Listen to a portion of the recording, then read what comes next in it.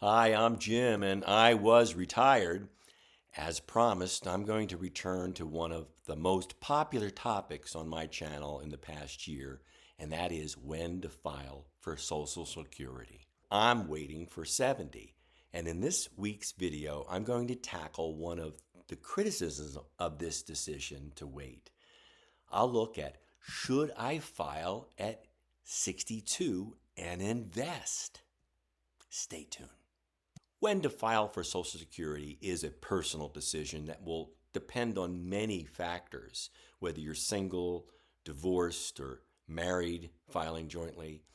Some need to file early for health or financial reasons, but most financial planners will tell you that if you can afford to wait, you'll benefit with larger Social Security benefits throughout your later years in retirement. Now, others just want to get it while they can and fear that Social Security benefits will disappear. So they get their money now while they're young and can enjoy it. And there's a classic difference here between grasshoppers and ants. And there are some that want to spend it now and some that want to preserve their cash for the best choices later in life. One recent viewer, Raw Depth, asked this question: if you can afford to wait until age 70, why not start drawing Social Security at age 67 or earlier and simply deposit each and every check into an S&P 500 index fund? They generally grow around 7 to 10%, and so by the time you got to 70, you'd have a nice little nest egg. I replied that in order to compare the 8% or so that you would get by waiting for Social Security, you need to compare that to your fixed income investments, not your equity portfolio, which is much riskier, especially over the short term. But where do people get these ideas? Well, they're not alone. There's a lot of discussion about this topic. Now, one of the few articles that I've read just in the past week noted that there are a lot of questions about when to take Social Security. Now, I'm going to link to all of the articles that I've read in the last week about this subject in the notes below, but here is one of them. Should you take Social Security at age 62, 67, or 70? And there is a clear statistical answer to the question. In 2022, an online investment firm, United Income, released a study that analyzed retired workers' claiming decisions, and they used about 20,000 respondents to the University of Michigan's Health and Retirement Study. The study showed that claiming age and optimal claiming decisions were almost in perfect inverse to each other.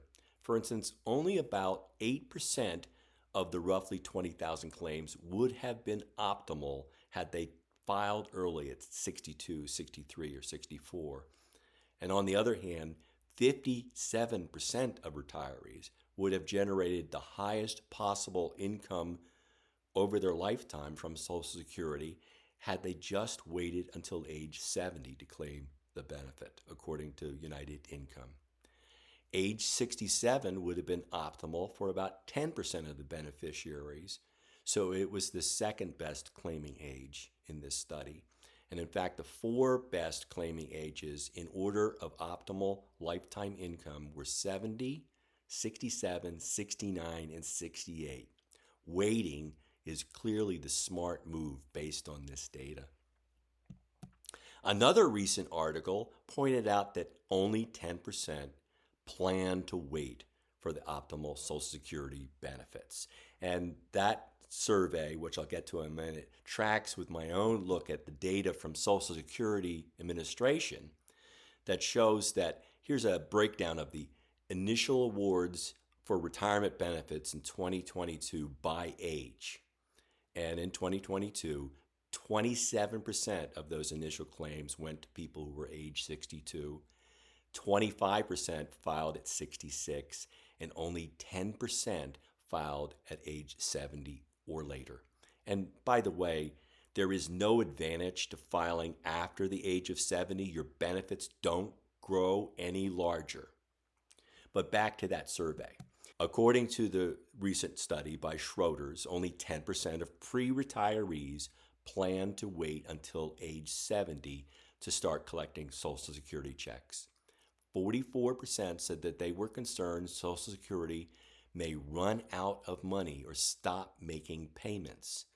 And that's just not the case. The law says that if the trust fund runs out and is depleted, there will be an automatic cut in benefits, but not an elimination of benefits.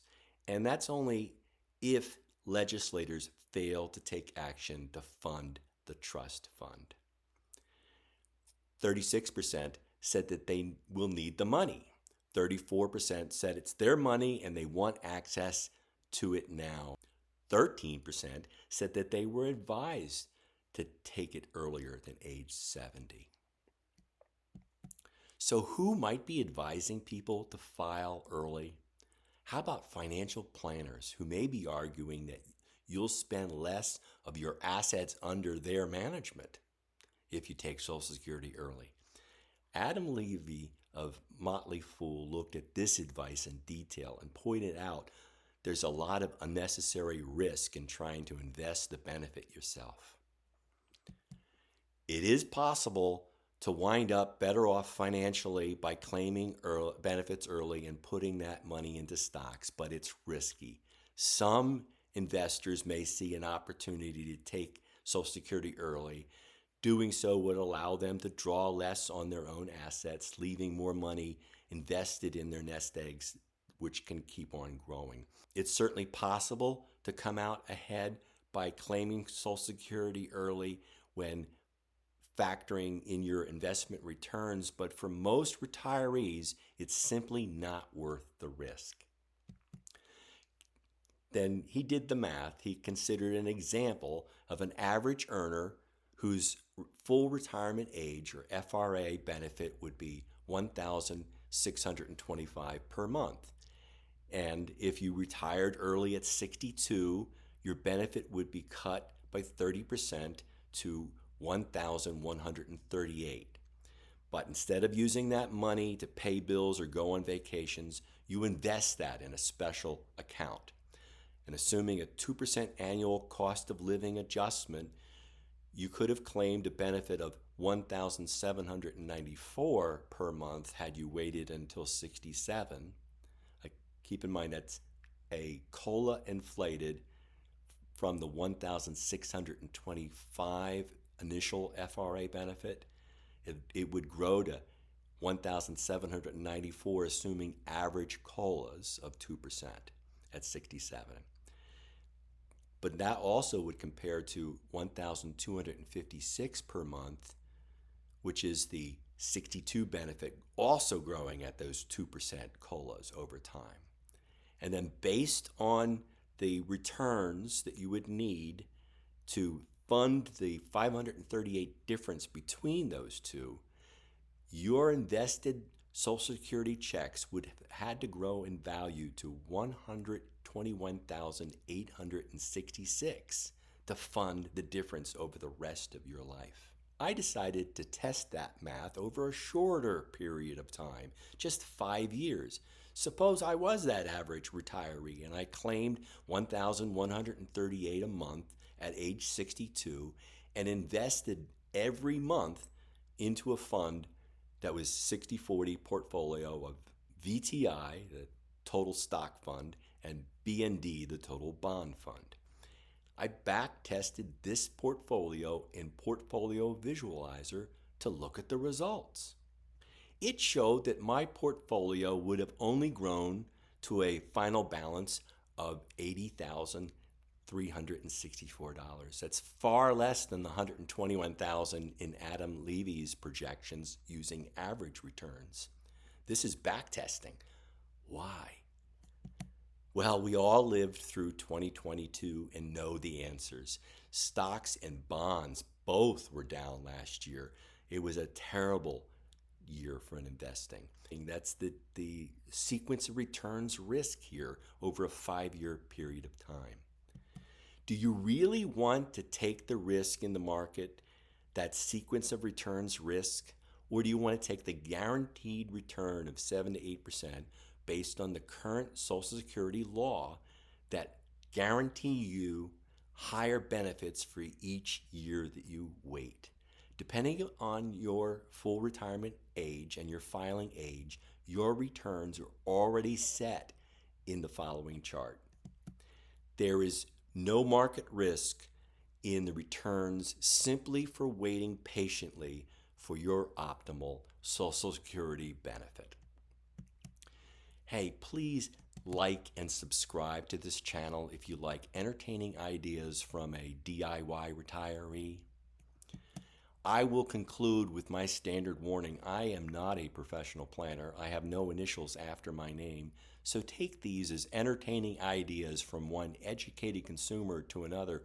Always do your own due diligence and seek out a professional if you need one. See ya.